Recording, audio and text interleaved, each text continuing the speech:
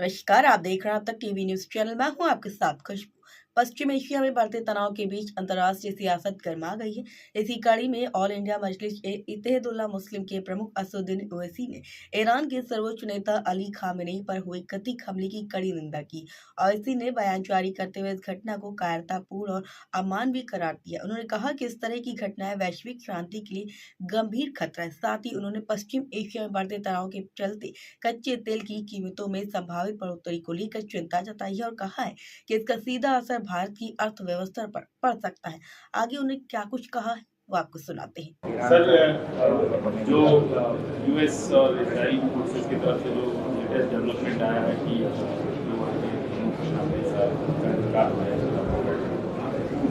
सबसे पहली बात तो यह है कि ट्रंप ने और बेंजामिन नेतन्याहू ने रमज़ान के मुबारक महीने में, जहां पर पूरी दुनिया के मुसलमान रमज़ान में रोज़ा रखते हैं, इबादत करते हैं रातों में, ऐसे मुबारक महीने में उन्होंने मिलकर ईरान पर हमला किया है और ये भी नहीं समझा कि मुबारक महीना रमज़ान का है। मगर खैर, वो तो इंसानियत को नहीं मानने वाले हैं बेंजामिन नेतन्याहू। और जो हमला हुआ ईरान के ऊपर, हम उसकी मजम्मत करते हैं। और ख़ास तौर से जब जेनीवा में बातचीत के ज़रिए से एक ब्रेक थ्रू हुआ था और हो सकता था कि अगर वो बातचीत को मान लेते तो जितने न्यूक्लियर स्टॉक पाइल्स थे ईरान के पास वो शायद इस्तेमाल नहीं होते। मगर अब इन्होंने मिलकर ईरान पर हमला किया, जिसकी वजह से 200 से ज़्यादा लोगों की मौत हुई है और एक लड़कियों के स्कूल में 108 जो बच्चियां स्कूल में पढ़ते हैं उनकी मौत हो गई। आयतुल्लाह खामेनेई की मौत हुई है और मैं इसको इमोरल और अनलॉफुल एक्ट मानता हूं, आयतुल्लाह खामेनेई की मौत को। और मेरी तरफ से, हमारी पार्टी की तरफ से ना सिर्फ उनके शिया वर्ल्ड को बल्कि पूरे लोगों को जो उनको अपना रहबर मानते थे, शिया कौम उनको अपना रहबर मानती थी, और हम ये मुतालबा करते हैं कि ये जंग ख़त्म होनी चाहिए और भारत सरकार को इसमें अपना रोल निभाने की ज़रूरत है। और हम उम्मीद करते हैं कि मौजूदा बीजेपी की सरकार आयतुल्लाह खामेनेई की मौत को कंडेम करेगी, इस जंग को रुकाने की पूरी कोशिश करेगी। क्योंकि याद रखिए कि 10 मिलियन के करीब भारत के नागरिक गल्फ़ कंट्रीज़ में काम करते हैं। और अभी इत्तला आई कि ओमान के पोर्ट पर शायद हमारे एक इंडियन वर्कर की ज़ख्मी भी हुए हैं। तो ये बहुत, अगर ये जंग नहीं रुकेगी तो फिर ये बहुत आगे बढ़ेगी, ये टर्मोइल होगा पूरे इलाके में। और आपको अंदाज़ा भी नहीं है कि कई भारत के लोग जो उम्रा करने के लिए गए हैं और वो ट्रैवल एजेंट के ज़रिए जाते, पैसे देते 2 दिन मक्के में या 3 दिन मदीने में, अब उनके पास पैसे नहीं है, वहाँ पे फ़्लाइट ही नहीं उड़ रही है वहाँ पे। तो कितनी परेशानी हो रही है। और साथ ही साथ आप ये भी बात जानते हैं कि हमारे जो पड़ोसी मुल्क है और जो इजराइल है, ये दोनों मुल्क अपने पड़ोसियों को चैन से जीने नहीं दे रहे। अफ़गानिस्तान में हमला और फिर इजराइल जो है बार बार जून में ईरान पे हमला किया और इजराइल बेंजामिन नेतन्याहू ने 70,000 से ज़्यादा फ़लस्तीनियों का जेनोसाइड किया। ये जेनोसाइडल रजीम है और जो हमेशा शरारत करते रहते हैं। तो ये मेरे एहसासात हैं अपनी पार्टी की तरफ से, और मैं उम्मीद करता हूं कि हमारी गवर्नमेंट ऑफ इंडिया खामेनेई की मौत की मजम्मत करेगी। और अगर ये जंग नहीं रुकेगी, जो एक इल्लीगल है और कोई ख़तरा नहीं था किसी को, सिर्फ दबाना चाह रहे थे और जुल्म कर रहे हैं इस तरह वहाँ पर हमला करके, और इसके जो नताइज निकलेंगे वो बुरे निकलने वाले हैं। हम लोग अंडर एस्टिमेट कर रहे हैं, ये ख़त्म होने वाली नहीं। अगर ट्रंप और नेतन्याहू समझ रहे हैं कि रजीम चेंज होगा ईरान में, मैं नहीं समझता कि रजीम चेंज होने जाने वाला है।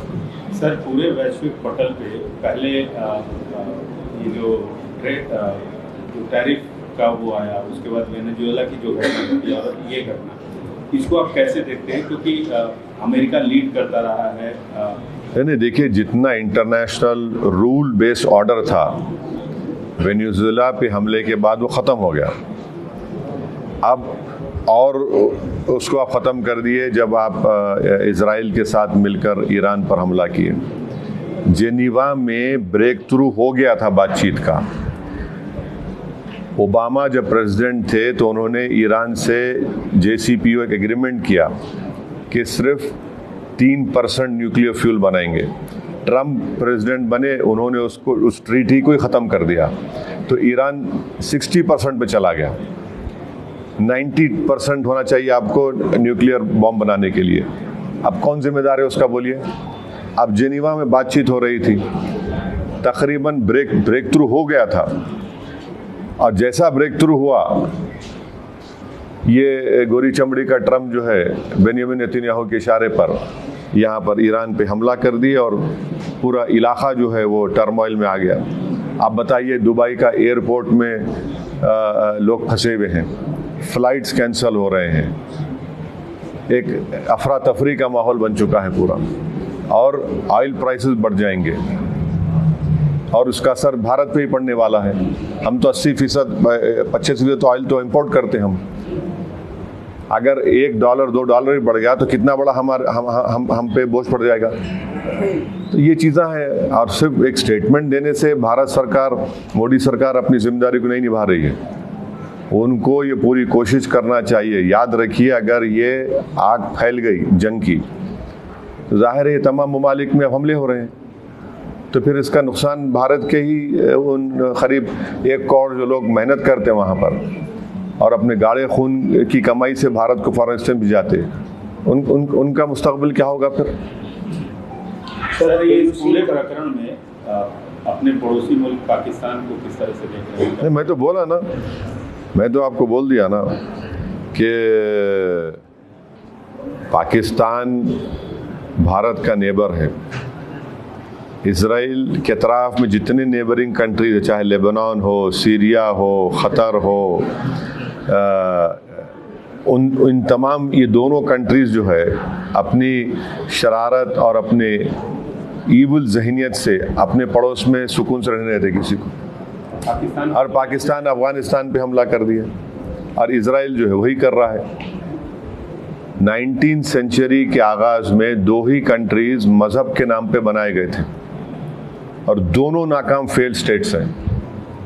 ये आपके सामने मिसालें देख रहे हैं आप। एक तो जेनोसाइड कर रहा है फ़लस्तीनियों का 75 साल से, और एक रेसिस्ट और डिस्क्रिमिनेटरी स्टेट अगर कहीं दुनिया में है तो इज़राइल है। और ये पाकिस्तान कभी भी भारत को सुकून से रहने नहीं देगा, हमेशा टेररिज्म को प्रमोट करता है और प्रमोट करता रहेगा। Sir, do you believe Khamenei's death could create a wider conflict in West Asia? I mean, especially it is. See, if you hit Ayatollah Khamenei, who's the Rahbar of the Iran, the Marja of Iran also, and he's respected throughout the Islamic world, especially for the Shias. He's their Marja, he's the Rahbar. His word is the final word for the Shia community, and if you target him, of course the Iranians will not keep quiet. How do you expect someone to come and attack you and to keep quiet? There is no reason at all. Which United Nations sanction is there, or resolution is there? You are talking to Iran in Geneva. There's a breakthrough in talks, and according to media reports, even the stockpiles, the nuclear stockpiles would have been also been left or given over.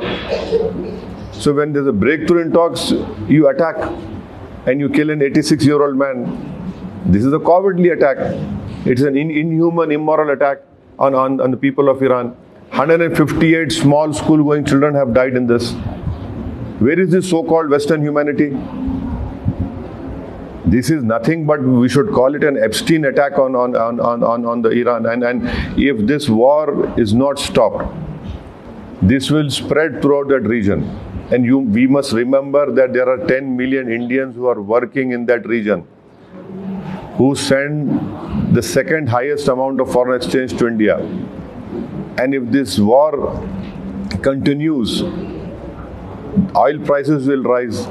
We as a country import more than 80% of oil from different countries.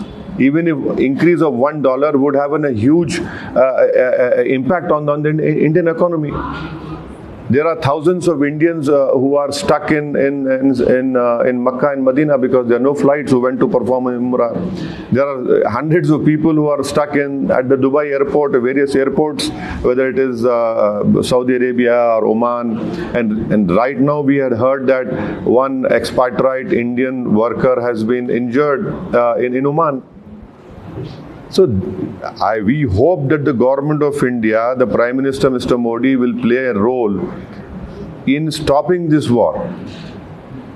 And he has a huge responsibility to take it forward. Because if this spreads, then there will be huge turmoil, there will be huge uncertainty, instability. And US has created that problem in Iraq, in so-called weapons of mass destruction, Libya civil war, Syria civil war, what is happening in Sudan, the world is seeing now. So Iran is a big country. These measures will not bring them a regime change over there. These people have been living under sanctions from last 30 years, 35 years. So are you expecting the Iranians to capitulate? I don't think so that will happen. Everyone has they have some sense of belonging, and they're a proud nation. So what do you think India's diplomatic stance? एक मशहूर खिलाड़ी हैं, हैदराबाद की बेटी हैं, PV Sindhu, वो भी फंसी हुई हैं। उसके लिए कुछ अरे वो एक नहीं है ना, कई फंसे हुए हैं। वो तो मशहूर है, उन्होंने ट्वीट एक्स पे डाल दिया तो फौरन उन्होंने शुक्रिया अदा किया भारत की एम्बेसी का। मगर जो लोग फंसे हुए हैं आम भारत के नागरिक एयरपोर्ट पर, उनका क्या होगा बताइए? जिनकी टिकट्स बुक हैं, बेचारे गरीब मजदूर हैं, उनके लिए 40-50 हज़ार टिकट लेना, उनके लिए तो खर्चे करके जाते, फ्लाइट ही नहीं है, पूरे एयरपोर्ट्स बंद हैं। सिर्फ इसलिए कि इजराइल को अपना मकसद पूरा करना है, या कि एक इजराइल की वजह से पूरे इलाके को आप आग लगा देंगे क्या?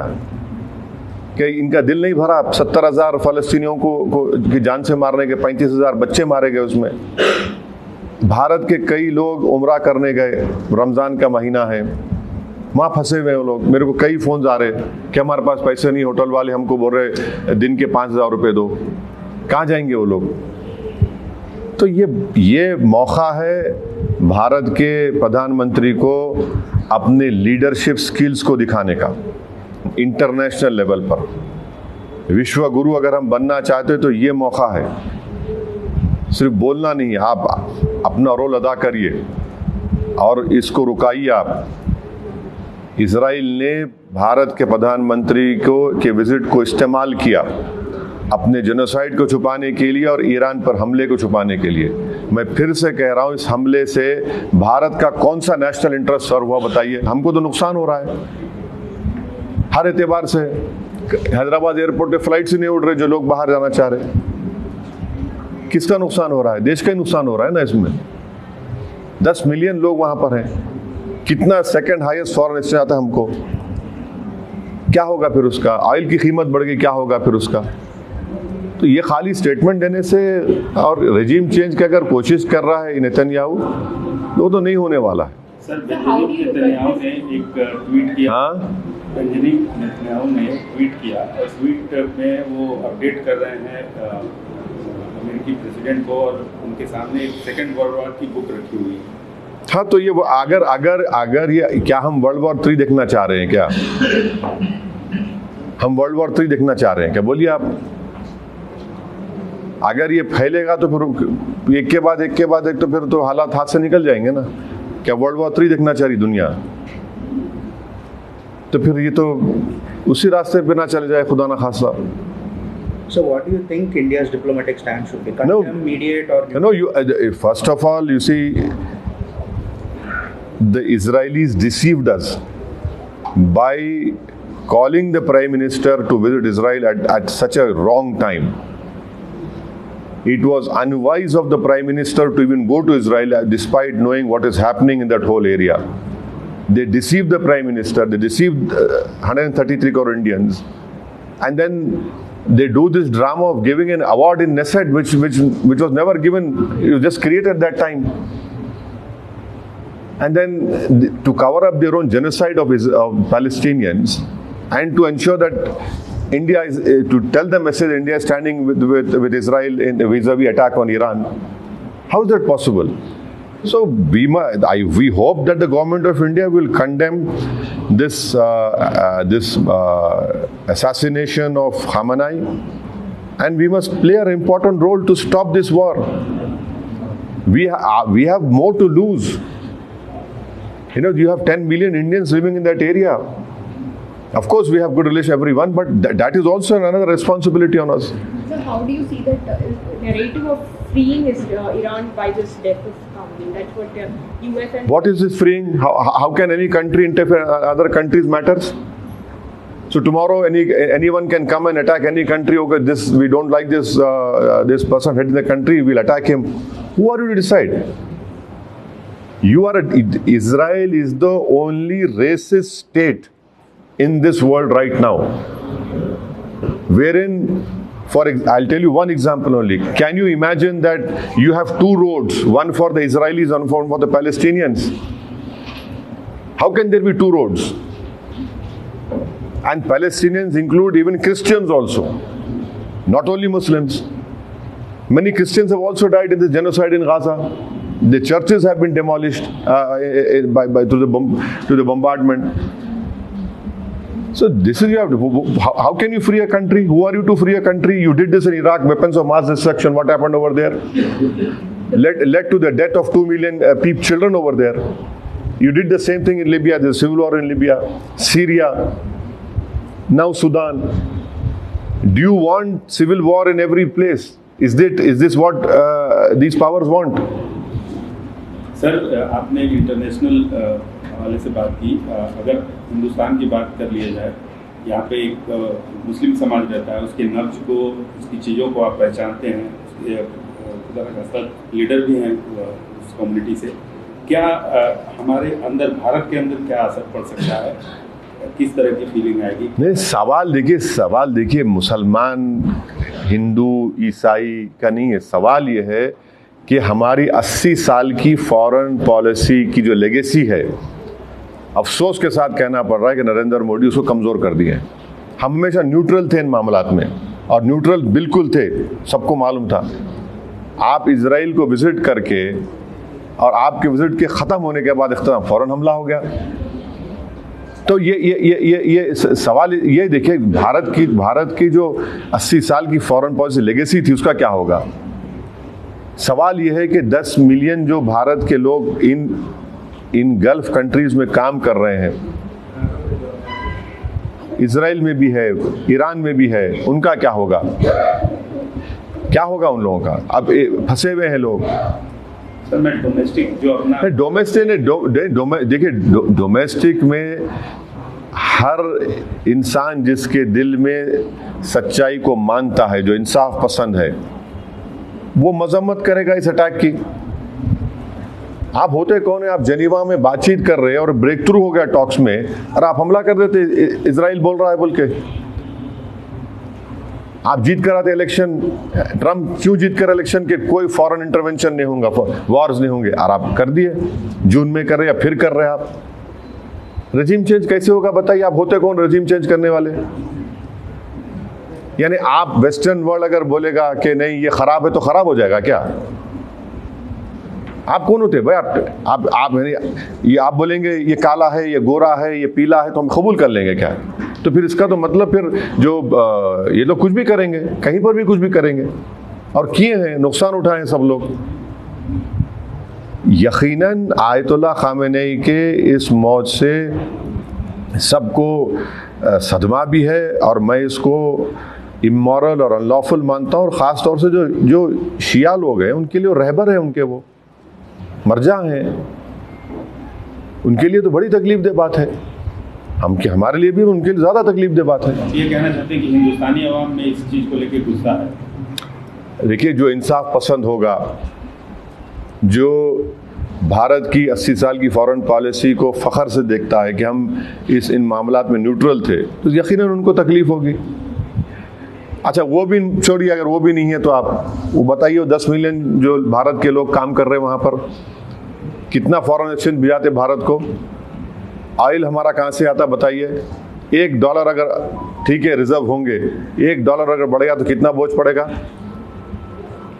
देखिए, इन चीज़ों को देखना चाहिए भारत सरकार को। Sir, at the core of this issue, there was this US demand of stopping nuclear enrichment, ballistic missile. My dear, you are not. My dear, you should read that there was a breakthrough in Geneva. The nuclear stockpiles, even the Iranians agreed to it. When Obama was the president, JCPO was signed, wherein it was told only 3% of the nuclear fuel or whatever it is would be used by the Iranians. They agreed to it.